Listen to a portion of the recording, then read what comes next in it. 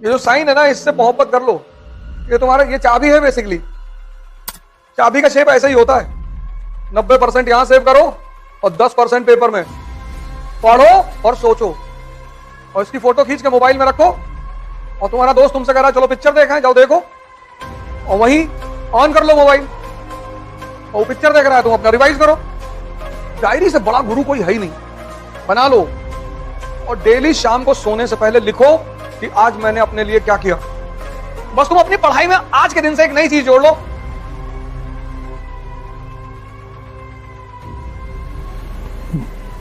जय Hind friends. Sign है ना, इससे मोहब्बत कर लो। ये तुम्हारा, ये चाबी है बेसिकली। चाबी का शेप ऐसा ही होता है। तुम किताबों को अंडरलाइन मत किया करो। तुम अंडरलाइन करते हो, दोबारा जब उस किताब से गुजरते हो तो तुम्हें एहसास नहीं होता कि मुझे क्या नहीं आता इसमें। जब भी किताब पढ़ो, जो लाइन समझ में ना आए वहां क्वेश्चन मार्क लगाओ। तो जब दोबारा पढ़ोगे और अगर वो लाइन क्लियर नहीं होगी तो फिर उसे जानने की फिर इच्छा होगी। किताबों को अंडरलाइन करना बंद कर दो, अंडरलाइन मत करो। जो देखो वही आईएएस बनने के लिए आ रहा है। भैया एनसीईआरटी पढ़ ले, पढ़ लो पुरानी वाली, नई वाली भी पढ़ लो, पुरानी वाली छोड़ दे।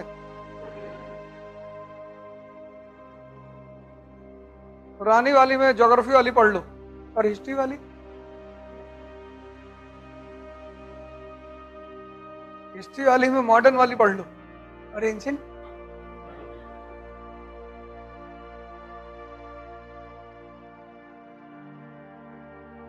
इसको ग्रेजुएशन करने के बाद ये नहीं पता है कि एनसीईआरटी क्यों पढ़नी चाहिए।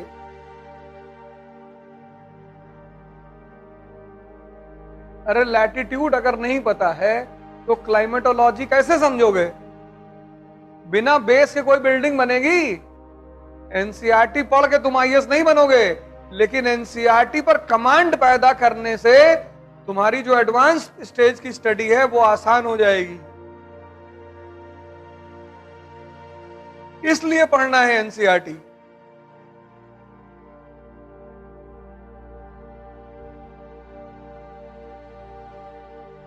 सिंपल।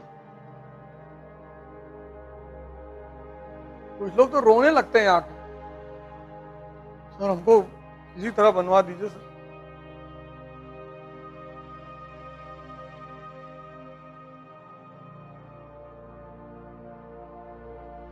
लेकिन बनाने में एक चीज लगती है, उसको लोग मिस कर जाते हैं।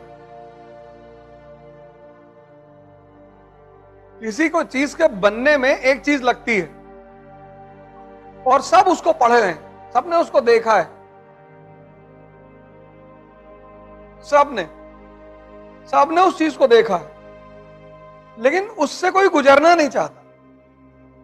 हीट से जो कच्चे घड़े पक्के बनाए जाते हैं तो भट्टी में ही तो डाले जाते हैं। सोने से गहना बनाया जाता तो तापमान ही तो दिया जाता है। इंसान उस तापमान से बचना चाहता है। कहता कोई तावीज वावीज हो तो बताओ, और फुल अय्याशी चाहता है कि बाहर निकले तो सब तुरंत सजदा करें, नमस्कार भैया नमस्कार, पैर छू लें। जलना पड़ेगा, कोई रास्ता है ही नहीं, और कोई तुम्हें बना नहीं सकता। तुम्हारे फादर तुमको कुछ नहीं बना सकते, चाहे वो आईएएस हो, चाहे डीजीपी हो, चाहे जो हो। अगर खानदान, रसूख और पैसे के बल पे कोई कुछ बनता तो अब तक राहुल गांधी प्राइम मिनिस्टर बन गए होते। सबसे बड़ा एग्जाम्पल है तुम्हारे सामने। इसलिए तुम बहुत भाग्यशाली हो, आम घरों में पैदा हुए हो, स्ट्रगल देखा है तुमने, लड़ाई देखी है, तो तुम लड़ना जानते हो। तुम कौन सा सोने का चम्मच लेके पैदा हुए थे, और अच्छा हुआ नहीं पैदा हुए, बढ़िया हुआ।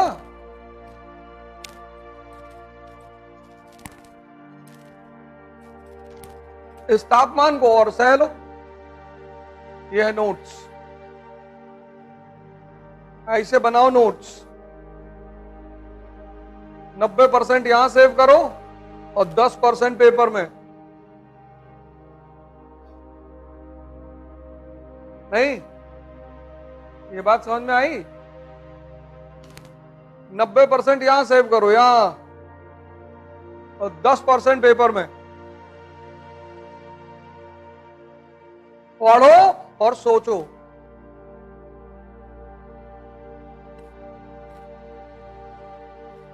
ये है तैयारी, ये। और दुनिया का कोई मास्टर ये तुम्हें दे नहीं सकता, ये तुम्हें डेवलप करना है। दे सकता है? नहीं, ये तुमको डेवलप करना है।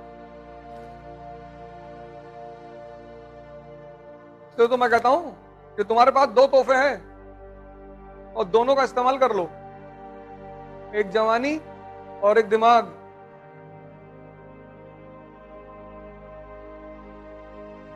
दिमाग के कई सारे फीचर्स हैं,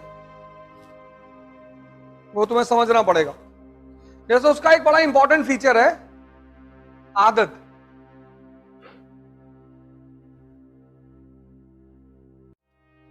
बहुत महत्वपूर्ण पहलू है उसका, आदत।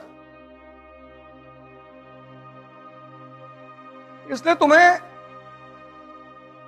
जो लोग शराब पिलाते हैं, सिगरेट पिलाते हैं, गुटखा खिलाते हैं, वो पहले अपने पैसे से खिलाते हैं, फिर एक दिन तुम खुद ही मांगते हो। जब तक तुम नहीं मांगते हो तब तक वो इन्वेस्ट करते हैं तुम्हारे ऊपर, और जिस दिन तुम मांग लेते हो उस दिन वो कहते हैं कि खुद ही खरीद के ले लो, क्योंकि उनको एहसास हो जाता है कि अब तुम आदत के शिकार हो गए हो। सुबह उठे, मोबाइल पे हाथ चला गया, आदत। दिमाग के इस पहलू को पकड़ लो, बहुत प्यारी चीज है ये। तो अगर बुरी चीजों की आदत पड़ सकती है तो अच्छी चीजों की भी पड़ सकती है। बदलना ही तो है। मोबाइल की जगह गीता रखो रात।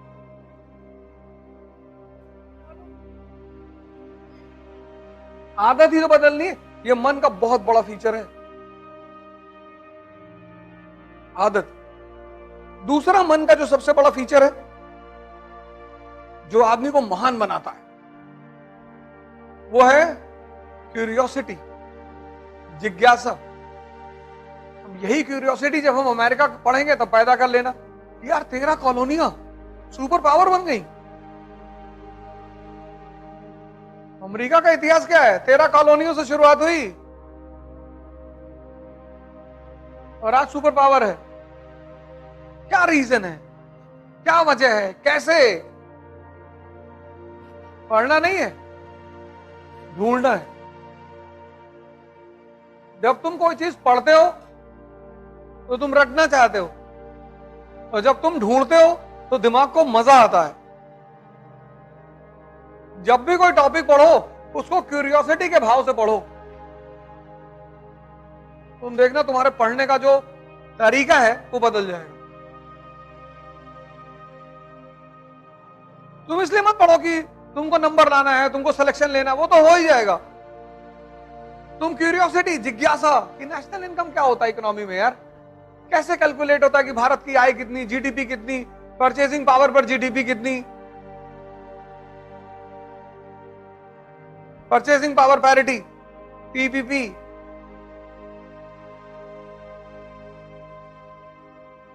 तुम जिज्ञासा के भाव से पढ़ो कि ये क्या है यार, पीपीपी क्या है। बस तुम अपनी पढ़ाई में आज के दिन से एक नई चीज जोड़ लो, जिज्ञासा, और तुम हफ्ते भर बाद मुझे बताना तुमको कितना मजा आने लगेगा पढ़ाई में, क्योंकि टेंशन खत्म हो जाएगा ना। जो मन का मेन काम है ढूंढना, वो तुमने उसे फिर से दे दिया। जीडीपी, जीएनपी, तुमने जिज्ञासा पैदा की, दोनों में अंतर क्या है यार।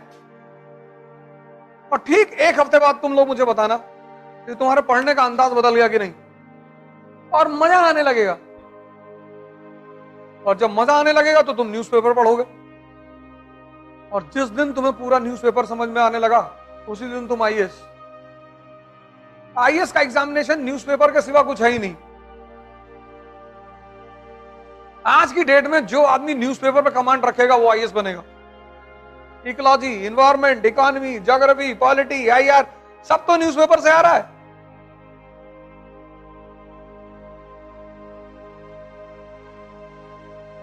स्टैटिक सब्जेक्ट में एक ही तो है, हिस्ट्री।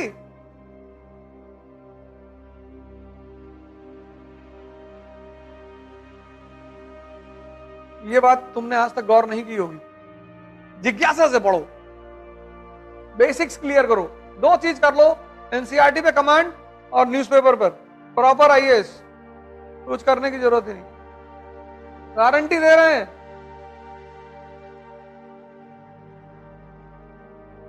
और अगला एक हफ्ता इसी पैमाने पे पढ़ के देखो, फिर मुझे बताओ। अगर तुम्हारा जीवन न बदल जाए तो मुझसे कहना। दबाव में मत पढ़ो, जिज्ञासा के लिए पढ़ो। ऐसे बनाओ नोट्स और इसकी फोटो खींच के मोबाइल में रखो, और तुम्हारा दोस्त तुमसे कह रहा है चलो पिक्चर देखें, जाओ देखो, और वहीं ऑन कर लो मोबाइल, और वो पिक्चर देख रहा है, तुम अपना रिवाइज करो। यही तो कला है।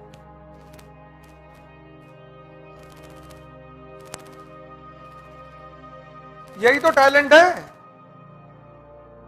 मंदिर में बैठ के पूजा किए तो क्या किए, बार में बैठ के ध्यान लगा रहे हो। ऑड सिचुएशन में, ऑड मंदिर में तो जाओगे तो पूजा करने का ख्याल ही आएगा, लेकिन अगर बियर बार में ख्याल आ रहा है ध्यान करने का, तो कितना सर्वोच्चतम मन है तुम्हारा।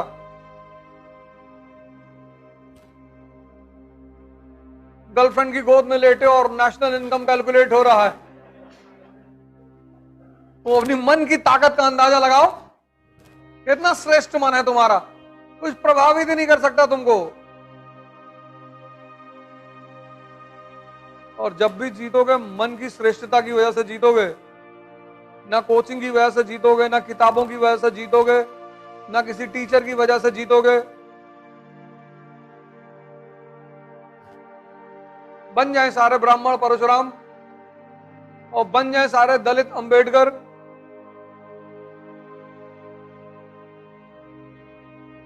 अब तो ज्यादा सुविधा है। अंबेडकर के समय तो चुनौती कितनी थी।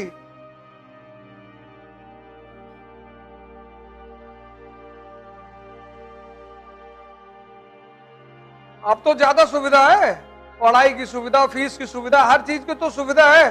अब बन जाए तो एक ताकतवर मन है जो कहता हम पढ़ेंगे, तो हमको क्लास के बाहर बैठाओ, हम पढ़ेंगे। हमारे पास खाना नहीं है लेकिन हम पढ़ेंगे। तो अंबेडकर की फोटो जब तुम घर में लगाओगी तो तुम 5 मिनट अगर उसको देखोगे, तुमको सोचेगा कितना श्रेष्ठ मन रहा होगा इस आदमी का, कि परिस्थिति कोई भी हो लेकिन पढ़ना है। विवेकानंद की फोटो लगा के देखोगे, तुम्हें लगेगा कि यार कितना सुलझा हुआ मन है। फ्रांस में गए, पेरिस में सारी धार्मिक ग्रंथ रखी हुई है, सबसे नीचे गीता रखी है। एक पादरी ने मजा लिया, हाँ बाबा जी गीता की हालत देख रहे हो, सबसे नीचे रखी है। बोले देख तो रहे, हटा दो तो बाकी भरभरा के गिर जाए।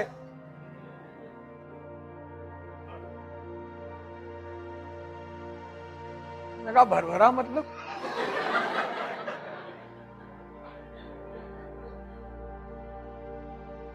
समझ तो गया वो कि कहां मार रहा है ये। इसको बोलते हैं सुलझा हुआ दिमाग। लड़ना बहुत जरूरी है, और जीवन में यह पता होना चाहिए किससे लड़ना है और किस लिए लड़ना है। ये जिसको नहीं पता वो बहुत परेशान है। तुम गांवों में देखो, एक एक बिस्सा जमीन के लिए लोगों ने अपने आप को बर्बाद कर डाला। एक बिस्सा जमीन के लिए मुकदमा लड़े, 15 बीघा बिक गया। देखो अपनी तरफ गांव में क्या हाल है। लड़ना है लाइफ में, ये लड़ाई ही तो चल रही तुम्हारी, आईएएस की तैयारी लड़ाई है। ये लड़ाई सही है, सही लड़ रहे हो। घर में अंबेडकर की फोटो लगा लो, गांधी की लगा लो, भगत सिंह लगा लो। जब निराश हो तो एक बार इन लोगों को देख लिया करो,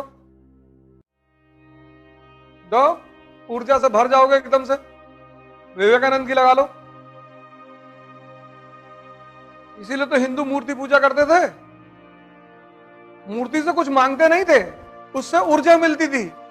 जब मूर्ति की तरफ देखते थे तो राम के बारे में सोचते थे कि 14 साल जंगल में रहे।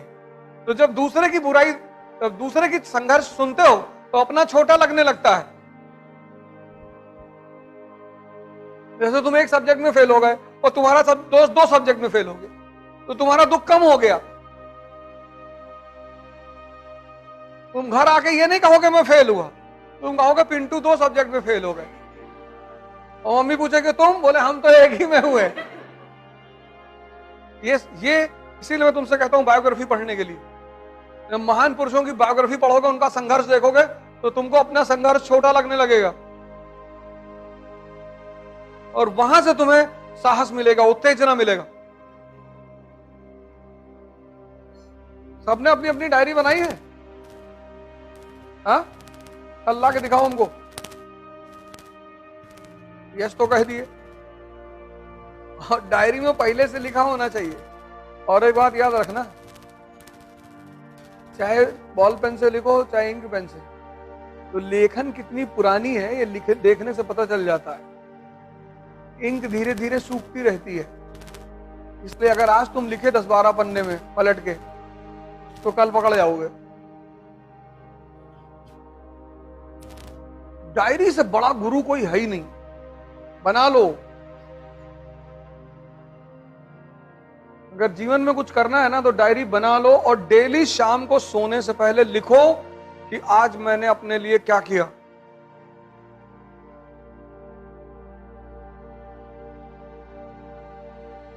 और हफ्ते में बैठकर उसका मूल्यांकन करो, क्यूरियोसिटी से पढ़ो, अपने पढ़ने का अंदाज बदल दो, और 1 हफ्ते बाद मुझे बताना क्या हुआ। तुम बस सोच के देखना, तुम्हारा देखना कितना चीजें बदल जाती हैं। एनसीईआरटी, न्यूज़पेपर, 2 चीज।